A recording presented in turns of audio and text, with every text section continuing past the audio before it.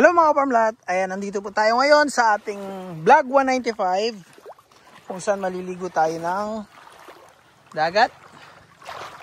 Ayan, linaw mga ka-farmlat oh. Oh, linaw. Ayan. So, sarap ng tubig, ano siya, maligamgam. So, maganda po sa mga batang paliguan to dahil ayan. Ang height ko po is 5'8". Ayan, hanggang pusod ko. Nandito tayo ngayon sa pwestong to. So, siguro sa mga bata hanggang ano na to? Hanggang dibdib. Tapos dito part, yan. Hanggang dibdib na sa akin. Ayan. Yan. Ano mga ka-farmlat, sa karatig ng lote, yan, may mga cottage. Pero ito yung for sale natin. So yung lot 1 reserve, yung lot 2 reserve, yung 3. So undecided pa yung buyer, pwede nyo pang habulin. Ayan. So ayan, ang ganda ng tubig mga ka-farmlat to. Green siya. Green ang kulay. Ayan. So ayan, makikita nyo yung terrain ng property oh. Paburol lang siya. Kaya sobrang panalo. Ayan mga ka-farmlat, hanggang lieg na natin dito. Ayan, 5'8" ang height natin, hanggang lieg natin. Solid. Ayan.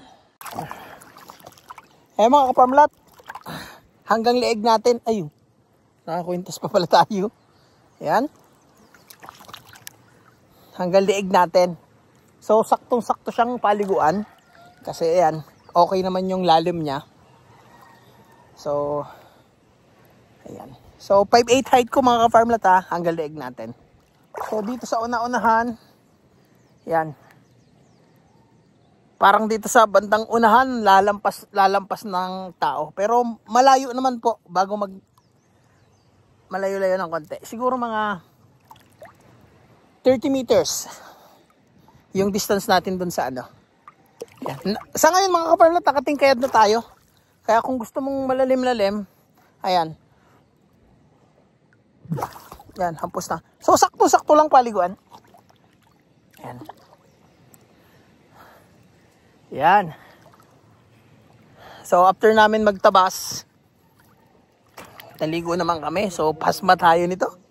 Ating magtatabas. Yan. Kulay green ang tubig. Ayan. Sobrang panatag ang karagatan natin. Ayan po, dyan nalubog ang araw. Yan.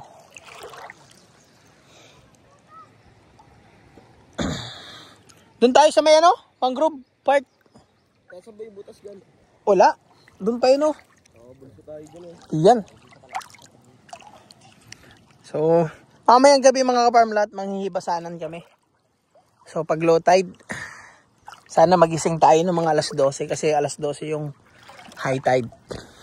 So ngayon mga farmlat, kung matripping po kayo, kung darating kayo ng mga alas 5, alas 6 o 5:30, ito yung dadatnan nyo. Yan. Ngayon kung matripping naman kayo ng umaga, mga alas 7, alas 8, alas 9 ng umaga, high tide pa. Yan. Pero kung darating kayo ng tanghali, yan. Low tide po ang tanghali. Yan. Kaya kung gusto nyo mag-tripping dito at mas ma-enjoy nyo, ayan. Ito po. So, panalo yung, kaya pala to dinadayo mga ka-farmlat kasi okay naman siya. Hindi siya malabo, malinaw yung tubig. Ayan.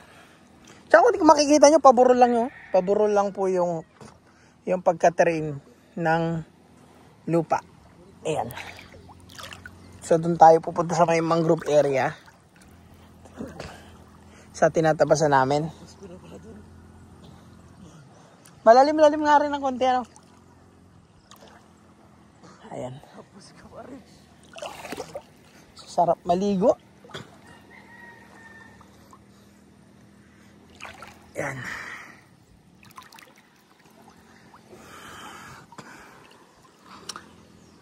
Ang lamig.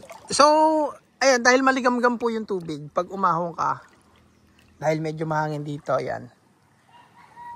Malamig-lamig siya pag umahon ka na. Ayan. So, nasa portion tayo ngayon ng lot 2. Ito yung lot 1. Ito po yung lot 2. Ayan o, malinaw po.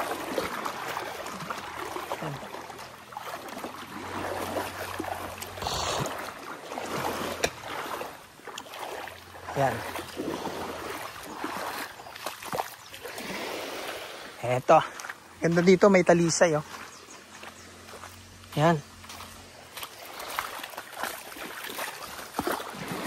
Yan, ang linaw mga ka-farmlet, oh. Kita nyo naman.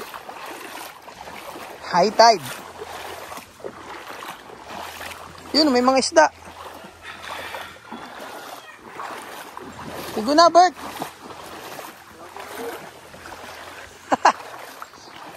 Upo muna.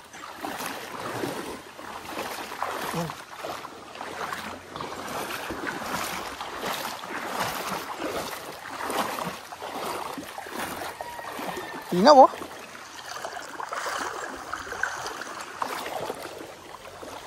Meron siyang, ayun, para siyang jellyfish, pero hindi po yan Makati. Ang Makati po ay yung transparent. Dito po yung rock formation natin. Ganda. Nasa portion ngayon tayo ng lot 3. So, yan. Lot 3. So, magandang tambayan yung portion ng lot 3 pag high tide. Yan.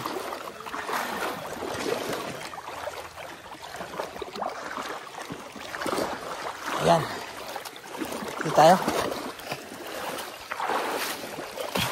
Yan, pag high tide hanggang dito.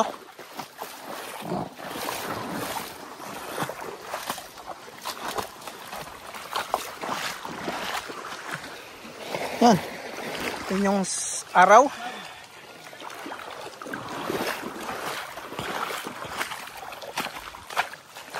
Dito tayo pupunta sa portion. Ito mga farm lot ay portion na ng lot 4. Ayan. Yan. Ito, lot 4. So, linaw, oh. Lot 4.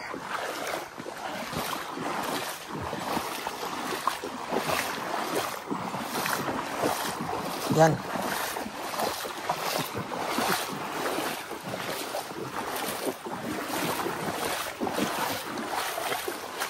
Lot 4 natin.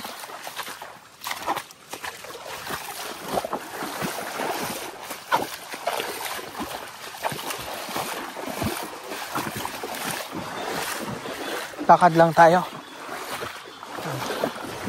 Dami isda, oh. Haha. Nabulabog ang mga isda. Ayun. Ayan mga ka-farmlet, oh. Oh. Eto mga ka-farmlet yung lot 4, oh. Ayan, nalinisan na, oh. Dito kami kanina naglilinis, oh. Diyan. So makita nyo naman, hindi pa masyadong pulido yan, pero ang ganda. Oh. Marami talaga siyang tanim. Hanggang dito po ang lot 4. Yan. So ito po lot 5. Panalo po lot 5, oh. Oh. Ganda ng lot 5. Yan. So panalo.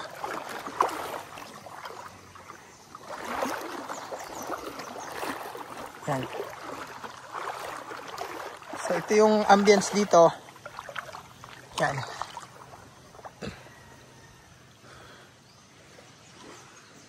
Lot 5.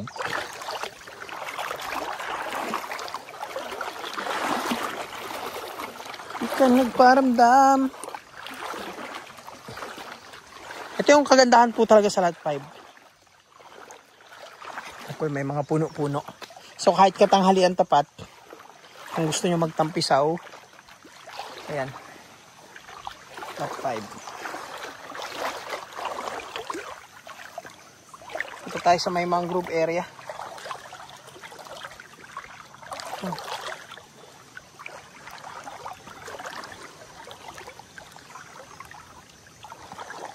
hanggang Bewang.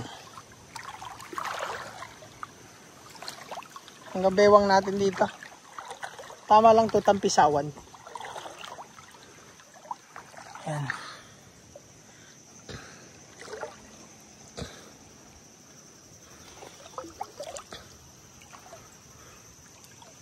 Yan.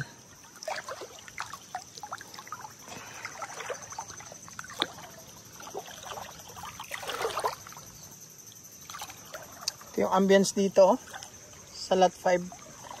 Kapag nagtambay ka sa mga mangrove area. So, alas 6 na po ng hapon. Yan. Dito tayo sa mangrove area.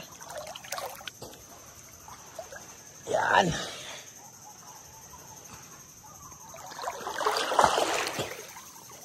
Punta tayo dito sa unahan. So, dito po sa portion natin mga farm lot. Yan. Hanggang Pusod. Malinaw po ang tubig eh, no? Kita nyo naman. Oh.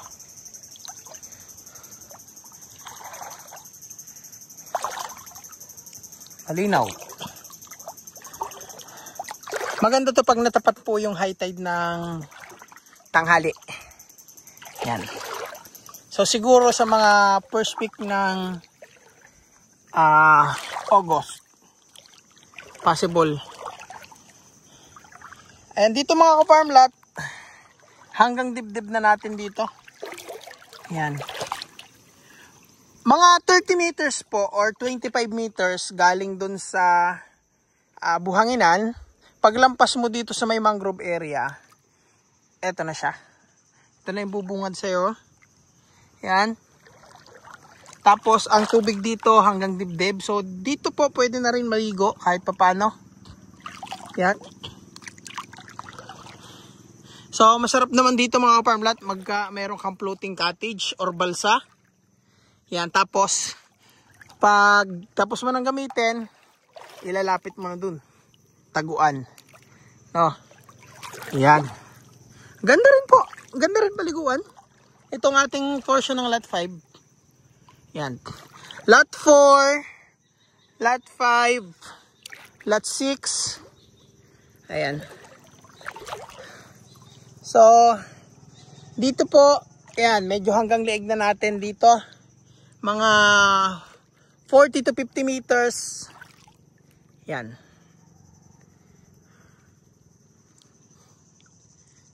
Yan. So, solid mga ka-farm lot. Malinaw po, oh. Kulay green ang tubig. Panalo. Yan. Yan.